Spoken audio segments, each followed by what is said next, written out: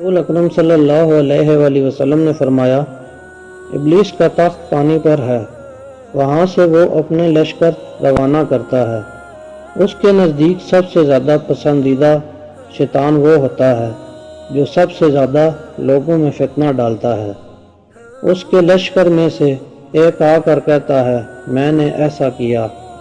وہ سردار کہتا ہے، تم نے کچھ بھی نہیں کیا۔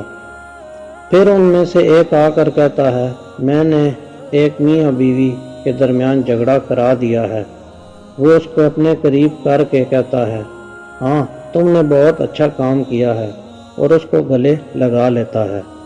میاں بیوی میں اختلاف پیدا کرنا شیطان کے نزدیک سب سے بہتر کام اس لیے ہے کہ ان کے اختلافات سے صرف دو انسانوں ہی کے درمیان نہیں بلکہ دو خاندانوں کے درمیان ہو جاتے ہیں، جس کے نتائج بہت ہی برے نکلتے ہیں۔